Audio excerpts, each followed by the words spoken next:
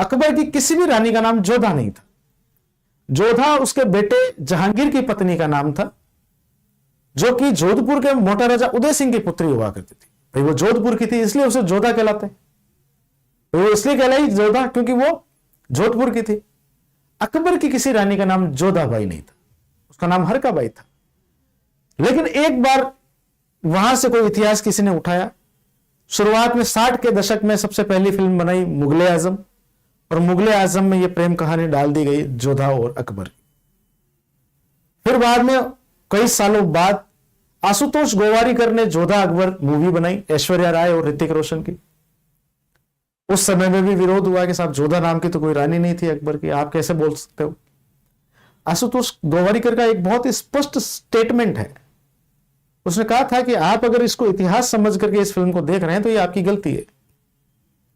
हमने इतिहास नहीं बताया है, हमारा मेन मोटिव पैसा कमाना है, हमें इतिहास से कोई लेना देना नहीं है।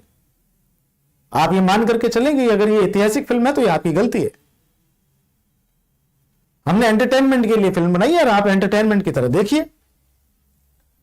लेकिन फिल्में जो होती है ना, फिल्में समाज में कहीं ना कहीं गहरी छाप जरूर छोड़ती है।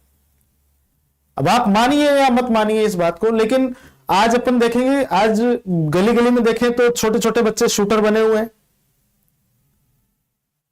12-12, 15-15, 20-20 साल के लड़के, पाव पाव भर के लड़के, अगर उनका शर्ट खोल करके बॉडी देख लो उनकी तो फसलियां आप बिना एक्सरे के गिन लो। शरीर में क्या प्रॉब्लम है, डॉक्टर ऐसे एक्सरे करने की जरूरत नहीं है, वो शर्ट खुलवा करके देख सकता है। किसी को गोली मारनी हो तो बंदूक से मारने की जरूरत नहीं है, फेंक के मार दो आर पार निकल जाएगी। इतने पाव पाव भर के बच्चे आजकल बंदूक लेके घूम रहे हैं, डॉन बन के घूम रहे हैं। माफिया राज है, तुम्हारा भाई माफिया राज है। कारण आजकल गाने ऐसे बनने लग गए। तो लोग कहते हैं साहब फिल्मों का क्या है, फिल्में प्रभाव थोड़ा डालती है। सबसे ज्यादा प्रभाव समाज पर फिल्में ही डालती है। जो एंटरटेनमेंट के नाम पर हमें परोसा जाता है, वही हमारे इस समाज में, इन नवयुवकों में, इन बच्चों पर सबसे ज्यादा अगर असर कोई डालता है तो ये फिल्में डालती है, जिसे हम एंटरटेनमेंट कहते हैं। एंटरटेनमेंट के नाम पर हमारे समाज की नस्लें खत्म की जा रही है।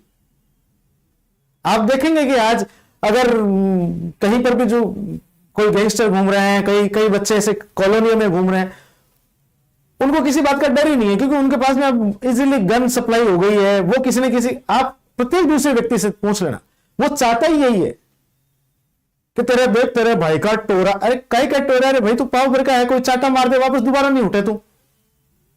लेकिन भाई बाइक मिल जाती है, बुलेट लेकर के घूम रहे आजकल के लड़के, और बुलेट तो आजकल सेल्फ स्टार्ट आ गई। हमारे टाइम के अंदर जो पहले आया करती थी, जो किक बैक मारती है, उसके अंदर तो ये बैठ ही नहीं पाए। वो स्टार्ट करके गियर लगा करके उनको गोद में उठा करके बिठाए और फिर छोड़ देंगे, भैया आगे कोई व्यक्ति मिले तो रुकवा लेना। आजकल तो सेल्फ स्टार्ट बुलेट आ गए, तो बुलेट का भी क्रेज खत्म कर दिया लोगों ने। फिर मैं कई बार बच्चों को कहता हूं कि आप सोशल मीडिया पर देखते हो और फिर जलते हो कि यार फलाना आदमी थार में घूम रहा है, फलाना आदमी ब्लैक कलर की स्कॉर्पियो में घूम रहा है। भैया वो बाप दादाओं की जमीन बेच करके लाया है, बाप दादाओं की जमीन बेच करके लाया है। और आप अगर नहीं बेच करके लाए हो तो आप उससे 100 गुना अच्छे हो, आप उससे 100 गुना ऊंचे पायदान पर हो। बाप दादाओं की मेहनत की कमाई हुई जमीनों को बेच करके गाड़ियां लाने वाले, ज्यादा समय तक वो गाड़ियां बचती नहीं है। सीजिंग वाले उठा के ले जाते हैं, बैंक वाले उठा के ले जाते हैं, फाइनेंस कंपनियां वाले उठा करके ले जाते हैं। आज आप फाइनेंस कंपनियां, बैंक के यार्ड देखोगे ना तो वहां पे गाड़ियां भरी पड़ी है। बस उनको तो ये सिस्टम होता है कि साहब हमें तो डेमो सेट करना है। तो हमारे यहां पर क्या सिस्टम है कि साहब इतिहास जो होता है ना, इतिहास चेंज किया जाता है अपने हिसाब से। इसलिए कहते हैं कि इतिहास विजेताओं का होता है।